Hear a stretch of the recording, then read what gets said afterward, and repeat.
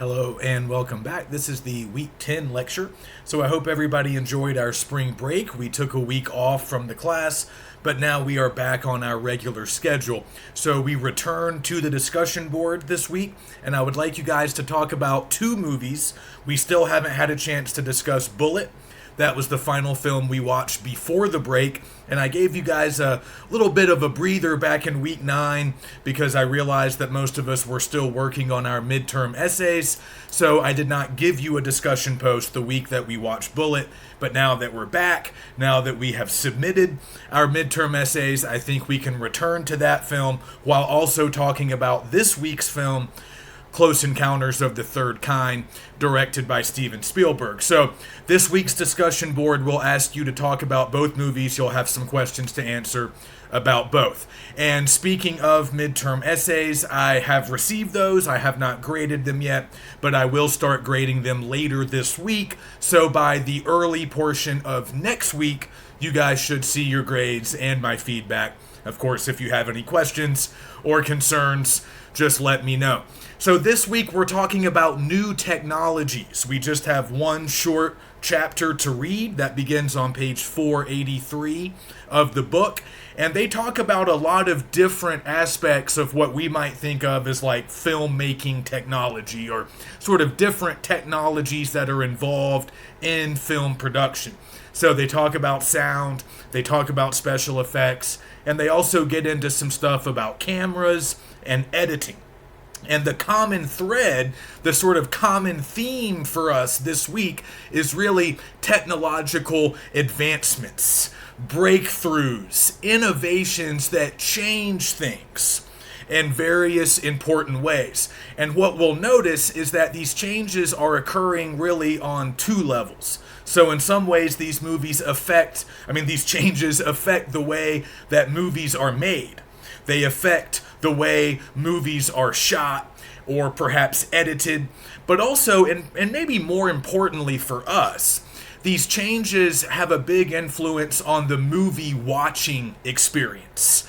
So they really affect viewers in very many sort of interesting ways. And that means, of course, whether you're in the movie theater watching a movie that way, or if you're watching a movie at home, as increasingly became the case towards the end of the 20th century with the rise of home video, like we talked about before the break.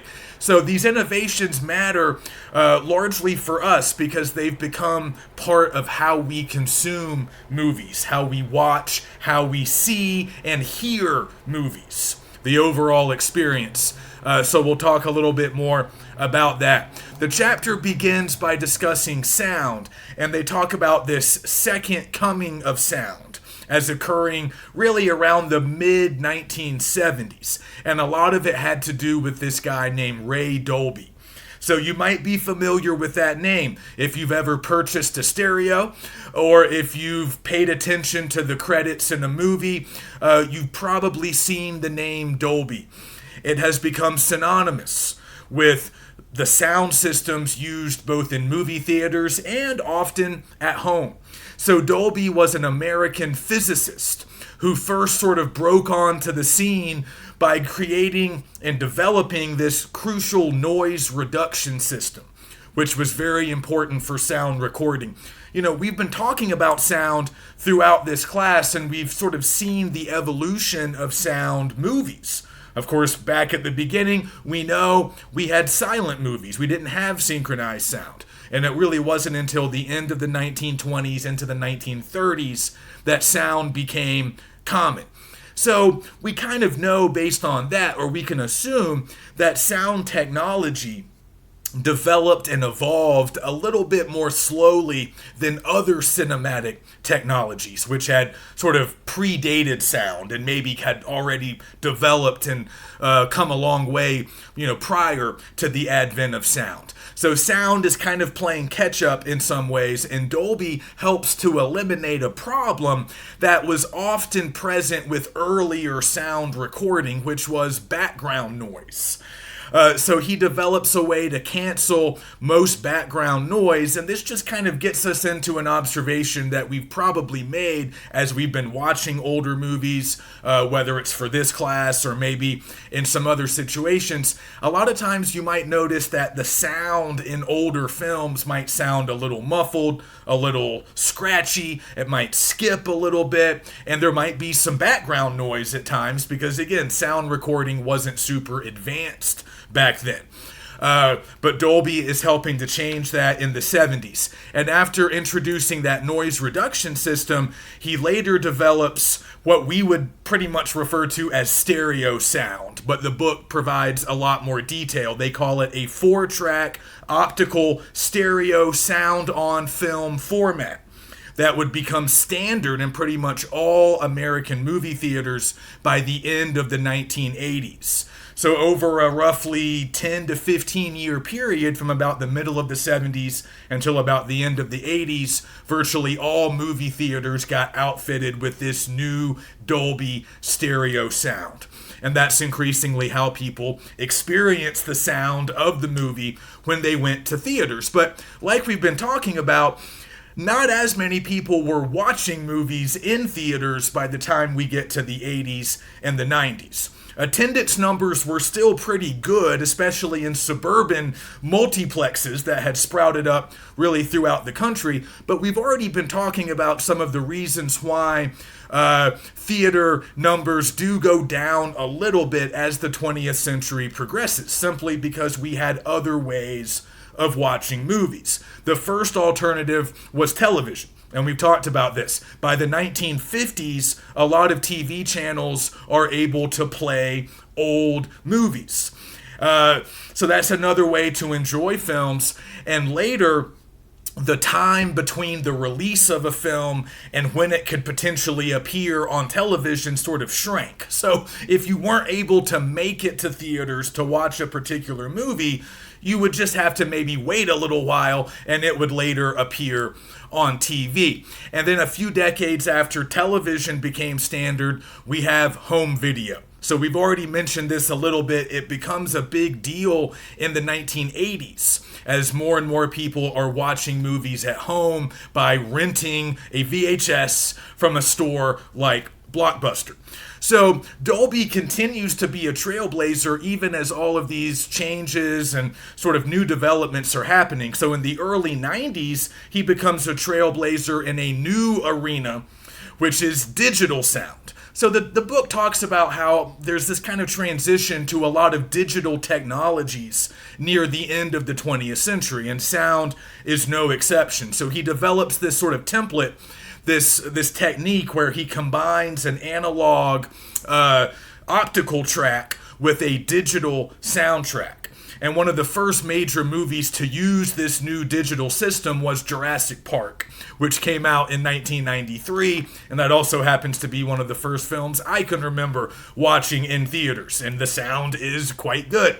So this new system that Dolby developed in the early 90s came to be called Digital Theater Sound, or DTS for short. You may have seen those letters, you may have heard of Dolby Digital Theater Sound because it became the standard over the course of the 90s and into the 2000s. But also Dolby was involved in the home viewing experience. So as the 80s progressed, it became apparent that people were going to need good stereo sound systems in their homes because they were increasingly watching films in their homes. So once VCRs evolved a little bit more and got more sophisticated, the machines that you would put the VHS tape into to watch them, once VCRs developed, progressed, they were able to support Dolby's new concept of surround sound, what we would now consider surround sound. And this was used for home sound systems so people could have great sound while watching movies at home, whether it be on television or through a rental, through a VHS rental. So all of that was sort of coinciding with other important technological breakthroughs when it comes to the making or viewing of movies. So another big thing that they talk about in the chapter is the development of special effects, and this is very much tied to the birth of the modern day blockbuster. So we already talked about the blockbuster a little bit before the break. And we mentioned that Jaws, directed by Steven Spielberg, came out in 1975, helps to inaugurate this sort of new era of big budget blockbuster movies that were often targeted to a sort of a broad audience. They often came out in the summertime. They were often very expensive to make because they featured lots of special effects, maybe really complex set design, big casts, lots of money spent to make the movies look and sound really good. So we talked about how this is really important because we still have blockbusters today. And they still largely define the movie-going experience for a lot of people. Many people will only go to the theaters to watch a big blockbuster, maybe during the summertime, something that's getting a lot of buzz. So that really becomes a cultural sort of phenomenon in the 70s. And we get this modern sort of version of the blockbuster. And Spielberg plays a huge role in it because obviously he does Jaws and he also does Close Encounters, which comes out in 1977, the same year that sees the debut of Star Wars, the first one. So these are some of the examples of blockbusters that they give in the chapter. They also mention Star Trek, the motion picture, which comes out in 1979.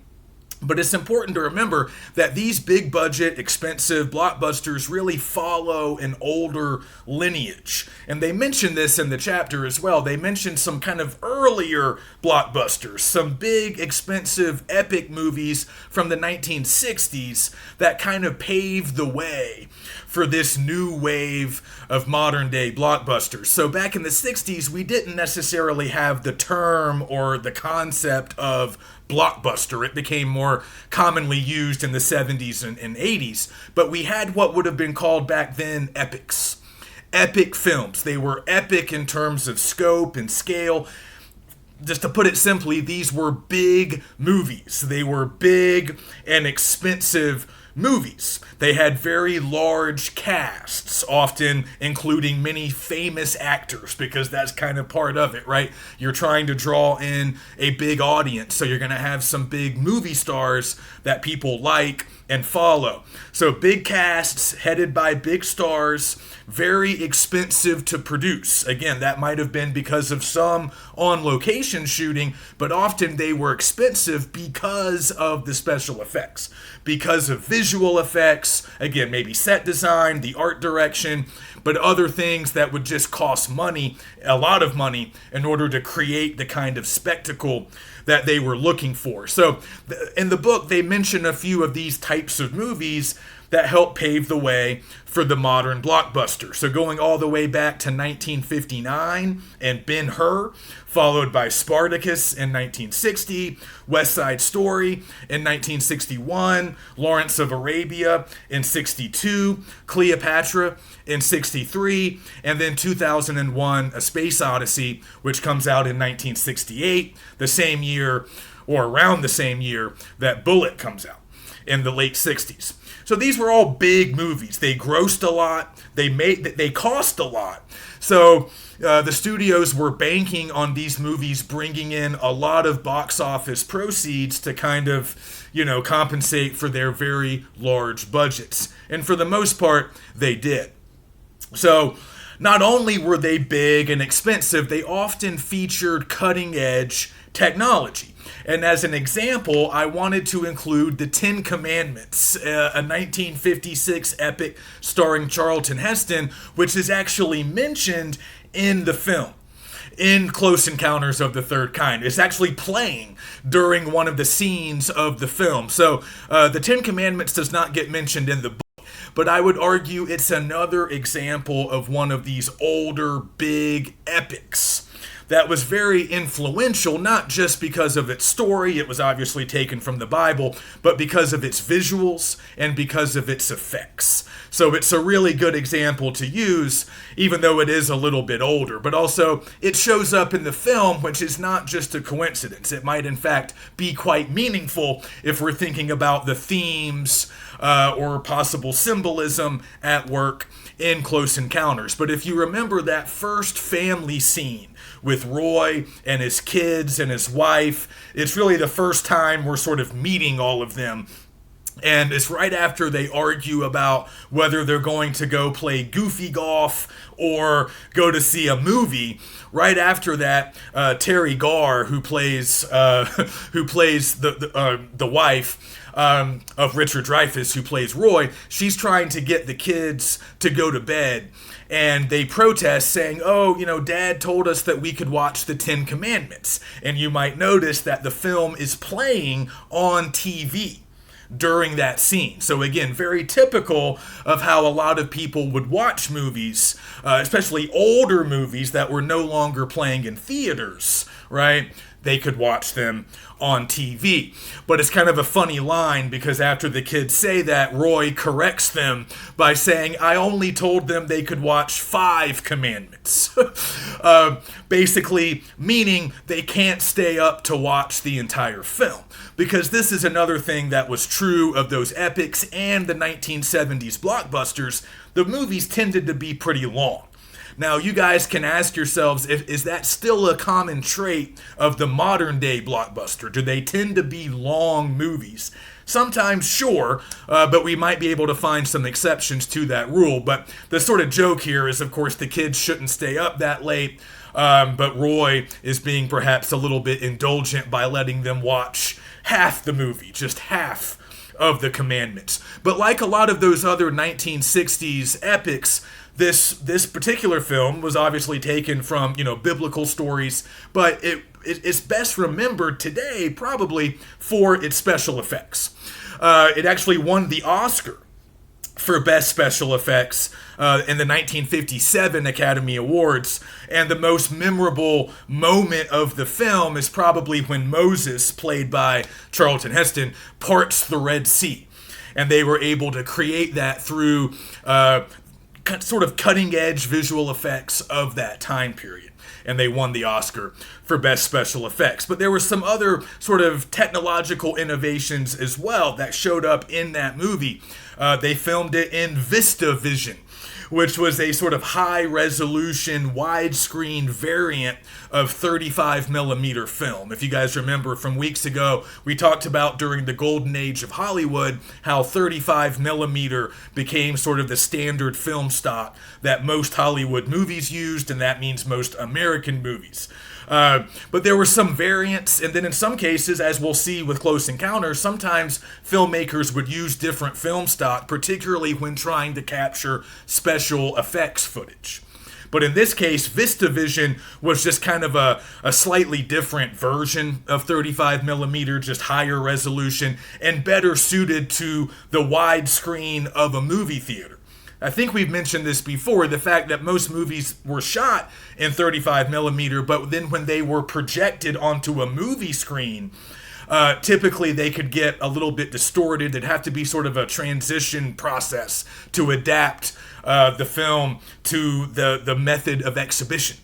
And sometimes that could lead to a few problems, and some directors didn't always like how it looked. So to compensate for that, sometimes they would shoot in 70mm, which would more closely approximate what it would look like on the big screen. And we'll talk about that a little bit more later on when we get into Close Encounters. Also, the 10 Commandments was in color.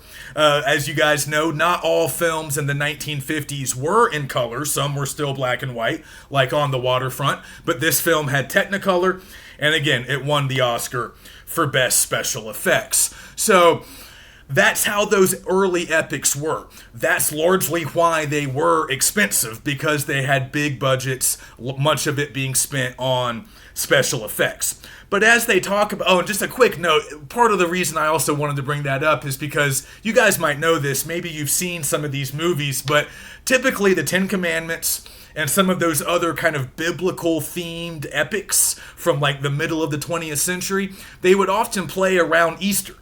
So it was just funny. I was rewatching Close Encounters on Easter, and I remembered, the whole Ten Commandments bit. I had forgotten that movie was featured in the film, and it just made me remember my own childhood. Around Easter time, my parents would often have those types of movies playing on TV, just like we see in that scene in Close Encounters. So I can remember, I never really sat down and watched the Ten Commandments, but I can remember it being on. I can remember seeing like Charlton Heston with like a big staff or something, because I believe he plays Moses in the film. And again, that was just sort of a staple of TV programming back in the 90s and early 2000s. You could see a lot of those religious type movies around the Easter holiday. So I think they might still play them. I don't really have cable anymore, but there's still ways to watch those movies, certainly. All right, so that takes us to a longer discussion of special effects, because the book talks about all of these sort of breakthroughs and innovations coinciding in the 1970s. But it might be worthwhile to take a step back and think about how special effects were done prior to the 70s. They had some pretty sophisticated techniques, but to us, from our modern day perch, older special effects from pre-1970s movies might look a little bit cheesy, they might look a little bit unrealistic, and there are some obvious reasons for that. So prior to the 70s, like the book tells us, most special effects work was done through what was called matte work, not to be confused with matte painting, which we talked about in reference to The Wizard of Oz weeks ago. Matte painting basically just refers to painting sets or backdrops in film and theater, stage plays. So we talked about that with The Wizard of Oz, how a lot of the sets, a lot of the backdrops that we see in individual shots and scenes in that movie were hand painted by professional artists, and they give us the illusion of some various setting when in fact it was just a painting. And that's still that technology doesn't get used a ton in movies anymore, but it's still a staple of stage plays. In the sort of traditional theater, you still have a lot of matte painting when it comes to set design and just creating backgrounds or backdrops to put behind the actors. So that's matte painting. We've talked about that. When we're discussing special effects, though, when we say matte work, it's a little bit different. It basically just means that the special effects pros were combining two or more images into a single final image. And they were doing this literally with strips of film. Right? In the pre-digital era, they had to do this with the actual film. And it's a very complicated process. We don't have to be experts, but just understand that what they had to do, it was very painstaking work. It took a long time. It was very time-consuming. But basically what they were trying to do was mask. They would have what was called a masking agent that could hide the parts of those images that they didn't want viewers to see. So to create a visual effect, basically they would combine two images but only kind of show us what they wanted to show us. And they would take out the stuff that might ruin the illusion. So that was called masking. And it took a lot of time because they were literally splicing together different strips of film, right? Two different images to arrive at one final image that would contain a special effect or some kind of visual effect that would have an impact on viewers. So the most often given sort of example of this would be having two images like this, a foreground image of maybe actors just standing on a set or a soundstage, okay? And then the other image would be a background image of like an alien planet or an asteroid field, something that's not real, something that we can't actually capture with our camera. So we would take those two images and then we would kind of splice them together, but we would mask the stuff that we don't want. So we would take out the actual surroundings of the actors, the walls, the ceiling, whatever normal everyday stuff was in that image. We would just want the actors. And then we would combine the actors with the background image of the alien planet to make it look like the actors were actually on the alien planet. So that's kind of how it worked in the pre-1970s era. So like I said, very painstaking, very time-consuming work. And even though you had highly trained professionals doing it, it wasn't perfect, right? There were some issues. There were often matte lines, because again, they were sort of splicing and combining stuff. So sometimes you could even viewers could see the lines in the images. And apparently it was also kind of hard to light these images the way you would light other images, like in terms of the lighting. So there were problems. It didn't always look super realistic. And sometimes, especially as modern viewers, we're definitely going to notice that. But then by the 70s, we start to have sort of breakthroughs in computer technology. Computers come along and dramatically improve special effects.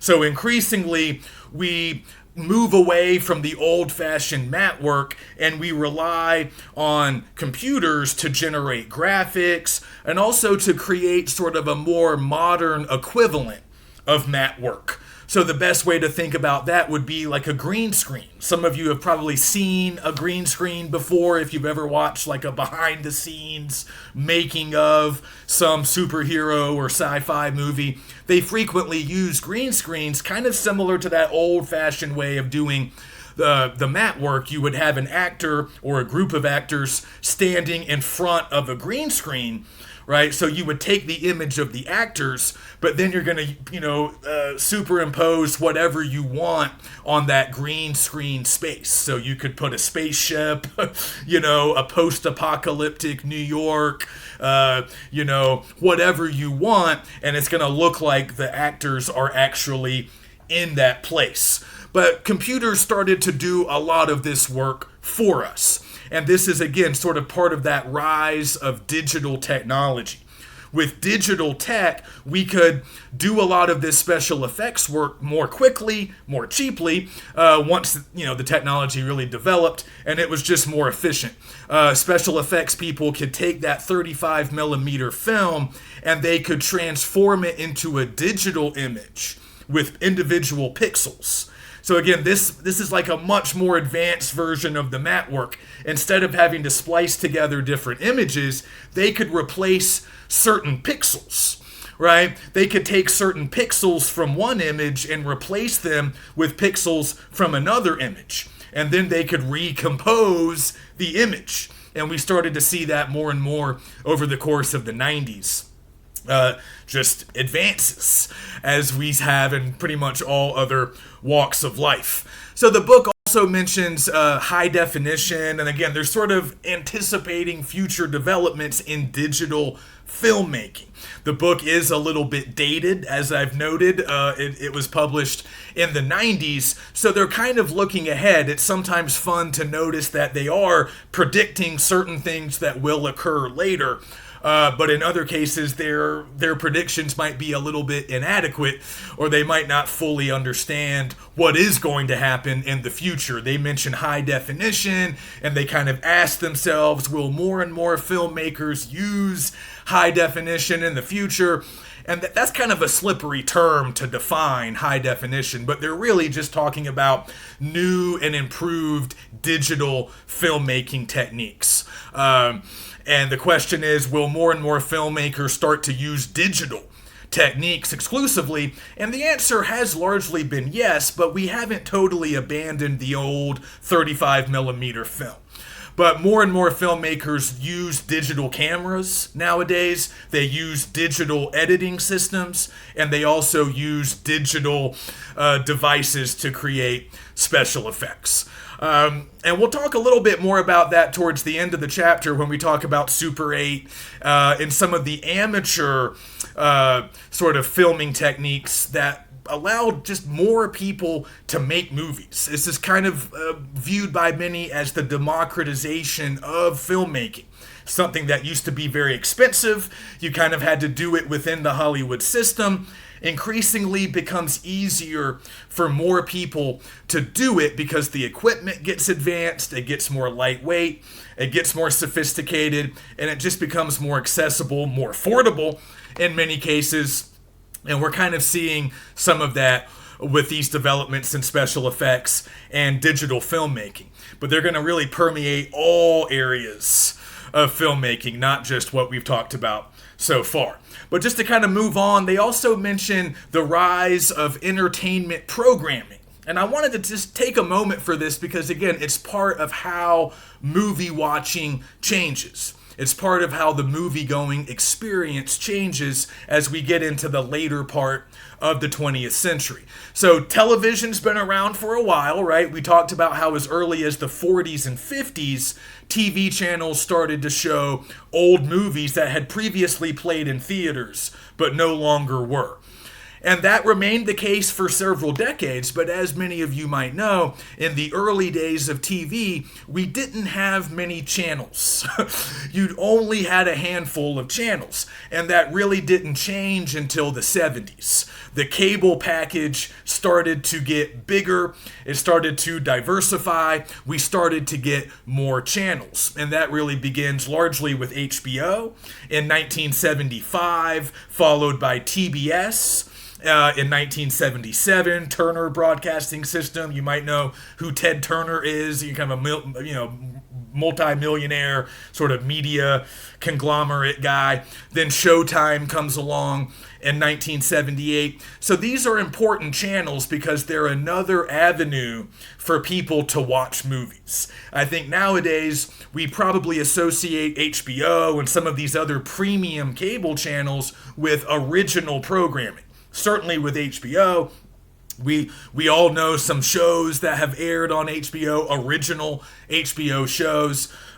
They've been popular really going back to the 90s and certainly into the early 2000s, but originally HBO was mostly just playing old movies. And not super old necessarily. In some cases they might have been movies that had just recently been in theaters, but were no longer playing in theaters.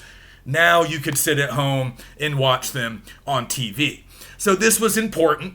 Along with the rise of home video, these channels, along with like Blockbuster and stores like that, they pretty much eliminated second-run theaters and repertory theaters.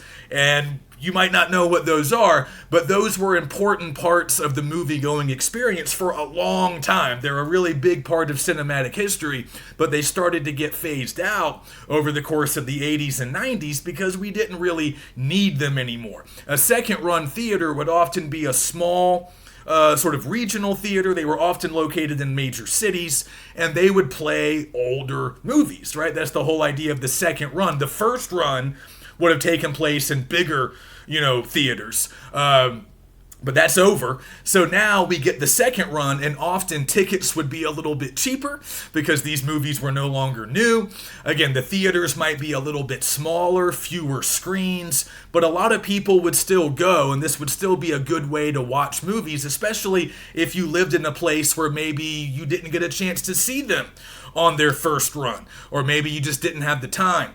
So there were a lot of second run theaters. There were often they were a little bit smaller, sometimes a little bit, more cheaply made and maintained, but they were a great way to watch films. We had one in my hometown that I think closed around the late 90s when I was first entering high school. But, I would go with my friends. We would watch movies that, in some cases, they were movies that we had already seen, but in other cases, movies that maybe we had not seen in theaters during their first run. But it was a small theater, a little bit dingy, only a couple of screens, and also it was a discount theater. So again, tickets were cheaper, concessions were cheaper. They were a lot more lenient about, whether, people going to see rated R movies. But by the end of the 90s, we really didn't have a lot of those left. Repertory theaters are sometimes called art house theaters, again, frequently found in big cities. And sometimes they would play stuff that was on its second or third run, but more commonly they would focus on like avant-garde or experimental films. And also like European films, international stuff, maybe Latin America too, stuff that you might not be able to watch in more mainstream theaters. A lot of those went away because, again, you could sometimes find those movies on HBO, or you might be able to rent them if you had good video stores in your town. So again, that might not matter a lot to us, but the book points it out as kind of a turning point. It's just, it's progress, but there's always casualties of progress. And those types of old-fashioned movie theaters were one of the many casualties. All right, so moving on to cameras. We've already talked about the advent of new lightweight cameras. And this is kind of important. We talked about it with Bullet a couple of weeks ago and how these newer lightweight cameras made on-location shooting a lot easier. So we talked about this with Bullet, how it was filmed, on location in San Francisco, and you needed to be mobile. You needed to be somewhat flexible to do a lot of that on-location shooting. So you had new cameras that were easier, lighter, easier to operate, more lightweight, and that just changed a lot of filmmaking technique because now we could do more, we could move more. We had more options. By the 70s, most cameras were light enough to be carried by a single camera operator. And that gave rise to more and more what we might call handheld camera work. So if you watch documentaries or even like the evening news, you might sometimes see handheld camera work. That means you have a camera operator with the camera, usually on their shoulder, and they're moving around. They might be following a subject, and they're capturing footage as they move. In the 70s, that was still kind of frowned upon by a lot of directors and cinematographers because handheld camera work is often shaky. And, the camera's kind of bouncing or jostling, and it's not a steady shot. And a lot of directors said, we don't want that. But it was taking off in popularity in Europe. It was being featured more and more in sort of experimental or avant-garde films. And you guys have seen that in time, handheld camera work became pretty common in a lot of big-budget mainstream American movies. But another big innovation was the development of the Steadicam. So we still have this today, and it's still commonly used. It's basically just a camera stabilizing system. It's like a rig worn by the camera operator. You can look at pictures online. And this was a solution to the problem that I just pointed out. When you had a single camera operator using one of these lightweight cameras, yeah, he could move around and capture lots of cool footage, but there was a lot of jiggling, jostling, shaking that could sometimes make viewers nauseous, or it could just be sort of distracting. So the Steadicam was the solution to that problem. It allowed the camera to remain steady. Even if the operator was like climbing stairs or moving in different ways, the rig attached to the cameraman would keep the camera steady. And the shots that the camera was capturing would look steady. There'd be no jiggling, jostling, shaking, or distracting movement. So this was big. And this was big for people's budgets as well because it allowed cheaper shoots. You didn't need as many cameramen. You didn't need as many cameras. And the Steadicam became especially important for tracking shots. You guys would recognize a tracking shot if you saw one, even if you've never heard that particular term. A tracking shot just means the camera is following the subject as the subject moves through the frame. Right? So the camera might be behind the subject, it might be right above the subject, it might be beside the subject, but the camera is meant to move with the subject. And traditionally, when directors wanted to do a shot like that, they would have to use some kind of camera support system. And they had a lot of different, methods of doing this. They would use cranes, they could use dollies, sometimes they would use tracks. So we talked about this with The Wizard of Oz. For one famous shot in that movie, they had to mount the camera on tracks. And then they had to have guys like push it on the tracks so the cameraman could capture whatever it is that they wanted to capture. But with the Steadicam, you didn't have to spend all this money on cranes and tracks and all this other gear and equipment. You could have one camera operator with one camera doing a lot of that work. However, in big budget Hollywood movies, we still see cranes and dollies being used, especially for tracking shots, but you don't have to use them all the time. And lots of movies, I would say most movies, at least most kind of mainstream big budget movies, use at least some Steadicam shots. There's other methods too, but the Steadicam remains kind of a constant, just kind of a standard feature for most modern movies. And also we see advancements in the zoom lens. So just staying for a moment with cameras, let's think a little bit about zooming. We all know what a zoom in looks like, right? When a camera zooms in, we're getting really close, really tight on the subject, whether it be a person, a thing, an animal, whatever. We're moving really close, or we're getting the illusion of moving really close because the camera is zooming in. Zooms existed for a long time. They didn't get invented in the 70s, but zoom technology got a lot better by the 70s. So this technique of zooming had really existed since the 20s and 30s, but the technology didn't really break through until the 60s. And then by the 70s, the zoom lens that you could put on a camera became really a staple of commercial filmmaking throughout the world. And one thing they note in the book is that in the 70s, when you first kind of had this new zoom technology, these new and improved lenses, a lot of filmmakers kind of went overboard and they would use a lot of extreme, really sudden, rapid zoom ins that could be a little disorienting. They were just kind of experimenting and utilizing this new technology in new ways. But in time, we started to get more moderate zooms that were a little bit less disorienting for the viewer, and often those more moderate zoom-ins would happen in conjunction with other camera movement that really would bring us closer to the subject, so it wouldn't feel quite as artificial. So these are all changes, all breakthroughs, innovations, technological advancements that are all happening around the same time. The 70s into the 80s, lots of changes. So just keep some of that in mind. And the final note I'll make from the chapter is just about 16 millimeter film and then 8 millimeter film. So these were important developments as well, not so much for Hollywood, but for amateur filmmakers, or as they point out in the book, avant-garde filmmakers or experimental artists who maybe didn't have the money or the connections or the resources to make a big budget film, but they could go out on the street and they could shoot their own movie, often using pretty cheap, easy to acquire equipment.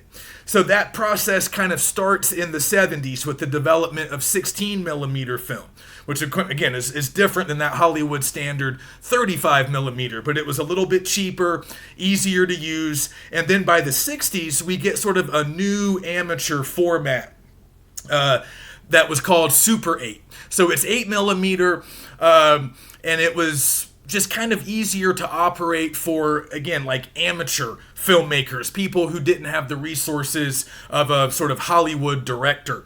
And then later, the next step in this development was digital 8. And I myself had a digital 8 camera when I was young and in a filmmaking program in high school at this magnet school that I attended. We all had to have our own video camera in order, to do the work for the class. So most of us had digital 8 cameras. So it was still 8 millimeter, but we had made the transition to digital filmmaking. So we had these little small cassette tapes that we would record our stuff on, and then we could hook those up through, a couple of cords and adapters. We could hook those up and ultimately play them on TVs, typically, in order to watch our work. So That's all kind of happening, and that's part of this larger sort of democratization of filmmaking that I was talking about. As cameras get more lightweight, editing equipment also increasingly becomes digital. That's something I kind of meant to mention. Over the course of the 80s and 90s, those old analog editing machines that you might have seen where they were actually using film, they were threading film through the machine and literally cutting. That stuff goes away. I mean, it still exists, but increasingly people were using digital editing, electronic editing, basically doing it on your computer. And that's the standard now. So all of this stuff is kind of happening near the later stages of the 20th century, and it's allowing more people to make movies. It's allowing more people to experiment, develop their own unique styles. And many, historians, theorists, critics think that's pretty positive. That's a good development because we saw earlier in the semester, in the early 20th century, Hollywood sort of controlled all aspects of filmmaking. It was hard to make films outside of the Hollywood system. But as we get these new kind of amateur formats, these different types of film, different, more lightweight types of cameras, new editing programs, editing software that almost anybody could use, it just opened up the doors. And it invited a lot more people in, which is usually a good thing. Of course, just to finish this little tour, this sort of development or progression, we know that now you can shoot and edit really good looking movies on your phones. That's something that the editors of our book probably did not anticipate. I think they mentioned cell phones a couple of times, but the fact that phones now operate much like cameras operated in previous decades has even further democratized the filmmaking process. And yes, you may know, some filmmakers nowadays make their movies on iPhones. That hasn't necessarily become mainstream yet, but it might one day, and several people have done it. But just to reiterate, just kind of remember that, yes, there's been a big digital takeover. A lot of films are made digitally. They're shot on digital cameras. They're not using film stock. They're edited digitally. The special effects are created digitally. That is true. But some filmmakers continue to use 35 millimeter film. That hasn't gone away totally. Some people think that, especially if you're going for a certain look, film is still the way to go. Digital stuff looks a little bit different than stuff recorded on traditional film. So there's still some arguments and sort of different preferences. Digital hasn't totally overtaken film, but that might happen one day. Okay, so let's move into the movie now, Close Encounters of the Third Kind, as we said, directed by Steven Spielberg. It came out in 1977, which is a very big year in American movies, the same year that the first Star Wars came out. So this is a great example of an early blockbuster that is heavily reliant on special effects. They have a big special effects budget, and they're doing some really interesting things with those effects. So they won a couple of Oscars, this film. It won for Best Cinematography. That was Vilmos Zsigmond, who's a Hungarian-American cinematographer. So he won, and also there was a Special Achievement Oscar awarded to Frank Warner, who was the sound editor on the film. So he won a Special Achievement Oscar for sound effects editing. That's not always a separate category at the Academy Awards, I don't think, but this was a Special Achievement Oscar, and it was for sound editing, largely based on the work that Warner did with the music used in the film to communicate with the extraterrestrials. And we'll talk a little bit more about that. So a lot of interesting tech on display in this movie. But let's just say a couple of things about the theme that's at work here, or maybe multiple themes. I'll start with a quote from Spielberg himself. He said, "I wanted to make Close Encounters a very accessible story about an everyday individual who has a sighting or an experience that completely overturns his life." And that is largely the plot of the movie, right? When we first meet Roy, he's a very normal guy. He's a husband and a father. He's a lineman for an electrical company in Indiana, kind of a middle American, all-American typical dude. And then he has this encounter with aliens, basically with a UFO, and it changes his whole life. It would appear that the UFO implants some kind of idea or like mental image in his mind, and he becomes obsessed with this image that he later sees at, Devil's Peak in Wyoming or wherever it is. That changes not only his family life, but it causes him to lose his job. He becomes sort of obsessed, and he becomes, sort of desperate to figure out what's going on.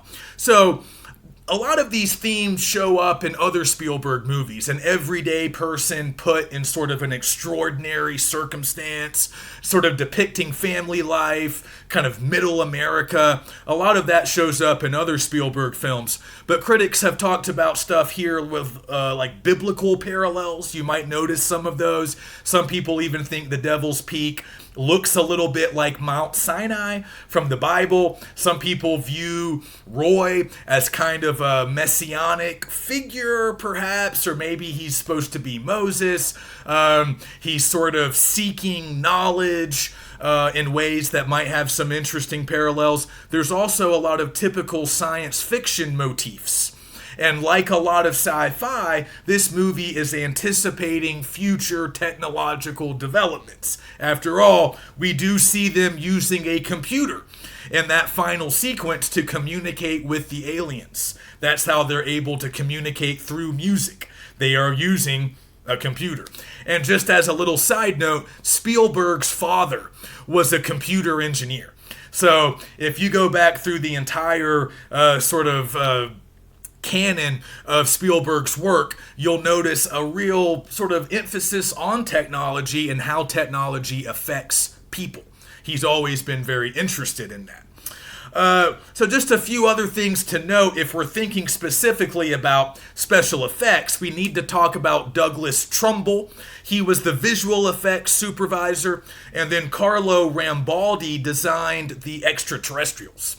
So Rambaldi used some puppets and marionettes and other miniatures to create the aliens that we actually see on screen. And Trumbull has a famous joke that he made after the movie came out. This film had a visual effects budget of $3.3 million. And Trumbull once joked that with that amount of money, they could have gone ahead and just made a whole nother film, right? That was enough money to produce an entirely separate additional film. So that just reminds us that this was a very expensive movie to make, and they spent a lot of money on special effects. The special effects sequences were largely shot on 70 millimeter film, which has greater resolution than the 35 millimeter that was used for the rest of the production, for the regular shots.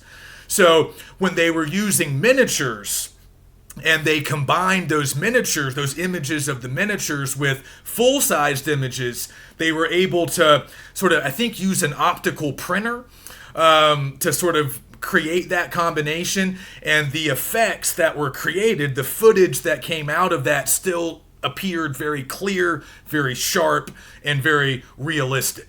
One interesting side note here is that Spielberg experimented with some computer-generated imagery, CGI, which of course we now see all the time when it comes to special effects in the movies. But back then, in the 70s, CGI was still kind of in its early stages. It really hadn't developed fully yet. But Spielberg was interested. He was curious. So they did what was called a test reel. Like they just shot some footage or used some footage to incorporate a little bit of CGI just to see what it would look like. And they kind of tested it out, they watched it, but they weren't committed to using it for the entire film. So when they watched that footage, Spielberg found that it didn't really look great. It was also going to be very expensive. And he decided, you know what, we don't need the computer-generated imagery, we can just do this with kind of more old-fashioned techniques, some of those old kind of matte work techniques that we were talking about. But again, they were using some of this new technology, the optical printer, but they were also using stuff that we might remember from earlier films, miniatures, much like The Wizard of Oz, and they were sort of doing more homemade visual effects, but they still look great for the time period. But also many of the small extraterrestrials, just as a little interesting additional factoid, many of them were actually played by children, young children, like 6-7-year-old kids, obviously wearing costumes, were used to depict a lot of the aliens that we actually see. And Spielberg was quoted as saying he mostly wanted, 6-year-old girls because they moved a little bit more gracefully than 6-year-old boys. So that's largely what they did. But also Rambaldi successfully used puppetry and like specific little marionettes to also represent some of the extraterrestrials that we see on screen, including the one that I think we first see emerging from the mothership. The kind of tall one, that was really just a puppet. Again, sort of a miniature that they combined with full-sized images using new tech, and it looked really good on screen. A few thoughts on the post-production, the editing process. Spielberg used the film editor Michael Kahn on this film, and they would later collaborate on virtually all of Spielberg's additional films. So Kahn would be his editor for all of his later work after this. Spielberg was quoted as saying the editing of this film was some of the most difficult editing that he's ever undertaken, particularly the last 25 minutes. He worked very closely with Kahn to try to pick the shots that they wanted for that final sequence when we see the scientists and the engineers, interacting with the extraterrestrials on that military base. So they went through thousands and thousands of feet of footage. Again, they're still editing using those old analog systems that required you to actually thread the film through. So they're going through thousands of feet of film to find the right shots for that end sequence. And a final note about editing, years later, Spielberg returned to the film and actually recut it. He kind of re-edited it, not because Kahn did a bad job, but because Spielberg wanted to take some footage out. And this is increasingly common. We've all heard of the director's cut. And that's actually what we're watching here. That's the version of the film that I made available for us. Because years later, after its initial theatrical release, Spielberg went back and sort of re-edited a few things. He added some stuff back in, but he also took some footage out, particularly the footage that originally appeared near the end of the film that shows the inside of the alien spaceship. Like after they take Roy aboard, they had some additional shots of the interior of that alien spacecraft, and we kind of just like see Roy hanging out in there. Spielberg ended up not liking those shots. He thought that it was unnecessary. He thought it was better if we kept the interior of the spaceship a mystery. So he took that out. And he also added some stuff back in. So ultimately, after his recut, the film ended up being about 2 minutes longer than it was in its initial theatrical release, but it was a version that Spielberg felt better about. And we've seen this with other directors like Francis Ford Coppola, Ridley Scott. They've come out with director's cuts of their famous movies. And this happened a lot because often directors didn't get to have the final say on everything. They did have to answer to studios and the producers that worked for those studios. So in some cases, the studio would take stuff out. The studio maybe didn't want the movie to be longer than a certain, runtime, so they might trim some footage. That famously happened with Apocalypse Now, one of Coppola's big movies, and he went back and added a bunch of footage later for the Redux. In other cases, the studio might have demanded that the director include certain things because they tested well, because they were going to play well with audiences, they were going to increase the box office proceeds, And maybe the director had to do it for the theatrical release, but later they were like, no, I didn't want that. The studio made me include that, so I want to take it out. So that happens a lot, even more today. And then just a few final notes. You guys might notice light in the film, the use of light. Trumbull, the special effects coordinator, he created these sort of beautiful circles of light, and they move in these very lyrical ways, very differently than the way we often see spacecrafts move on film. Right, in movies, it's not an aggressive or powerful movement all the time. It's sometimes more lyrical or kind of poetic in some people's perception. And also, we should mention Ralph McQuarrie, who also kind of worked on the special effects team, and he was the one responsible for designing the mothership, actually designing the alien spacecraft. And legend has it that the basic look was inspired by this oil refinery that Spielberg once saw lit up at night, I think in India. I'm not sure why he was there, but he just saw this oil refinery at night, and he was really struck by how it looked, how the lights looked, so they kind of used that as a model for the alien spaceship. A lot of people notice that there's a real emphasis on luminescence. That's a concept that you should know when you're thinking about this film. Luminescence, just the word, means the emission of light by a substance that has not been heated. So this is often called cold light, and it's contrasted with incandescence. That's when you have light that's caused by heating, by some kind of heat source. So that's hot light, and luminescence is often referred to as cold light.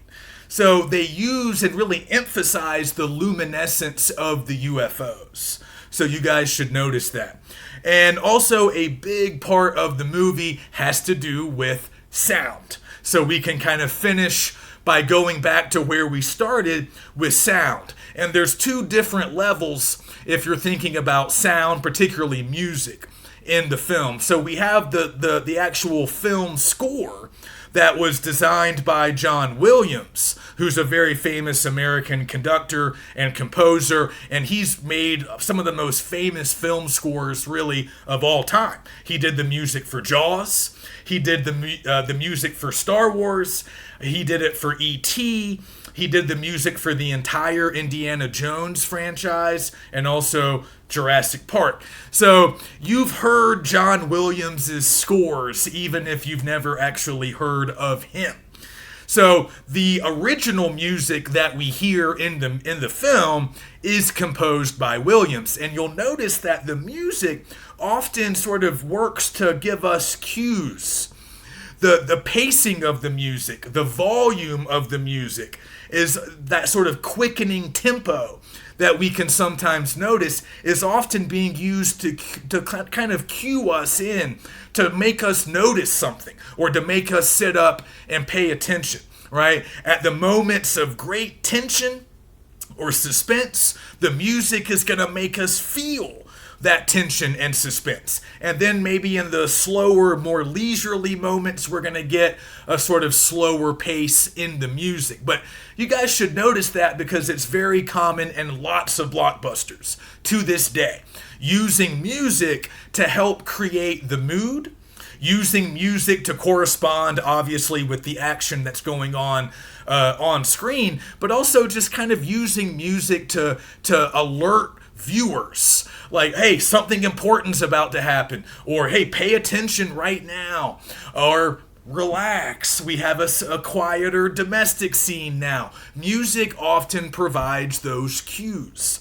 Music kind of tells us what's important, how to feel, and what to do from scene to scene or sequence to sequence. So you can definitely notice that in this movie if you're paying attention. But then the other level of music that we hear in the film is the music used to communicate with the aliens.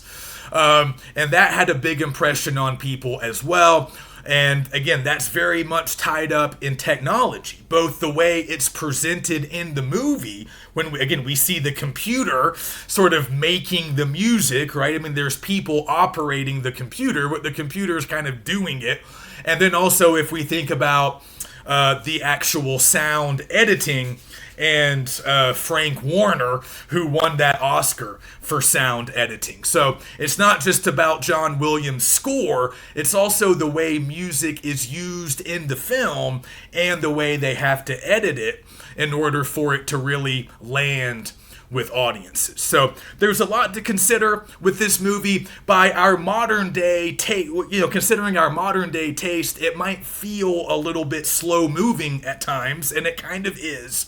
But it's largely a family drama. I mean, it is a sci-fi, but it's largely about this journey, this wild and weird journey that Roy undertakes. And a lot of that has to do with him struggling and like losing his family, losing his livelihood, and feeling very insecure. So a lot of people think Richard Dreyfuss turns in a very powerful performance as this regular guy who's very confused by what's happening to him. Also, Melinda Dillon, who plays the mom that he ends up connecting with, it's her child, who's running loose in those early scenes. She was also kind of a celebrated actress during her day. You might recognize her as the mom from A Christmas Story. That's probably her best known work. But she was kind of got her start as more of a sort of experimental, kind of unpredictable actor who turned in some pretty good film performances, including this one. She was nominated for Best Supporting Actress, I think, or maybe just Best Actress, but she didn't win. But a lot of people point out her performance as being very powerful. And you can also notice how the movie borrows from different genres, right? Obviously, it's sci-fi, but again, we get some domestic drama, we get some moments of comedy, and maybe even some moments of horror, especially in those early scenes when the kid's wandering around. We don't really know what's happening yet. But in the fashion of any good blockbuster, and certainly any Spielberg blockbuster, it can't be too violent, can't have too much sex or profanity, because that's going to limit the possible audience. So these movies are usually pretty family friendly. They might have moments of fear or suspense, but often we're left with more of a sense of like wonder. That's often what Spielberg's movies are kind of designed to do. Make us feel wonder, make us feel a sense of awe, and make us feel possibilities, the possibilities of technology, but also the possibilities of regular, everyday people.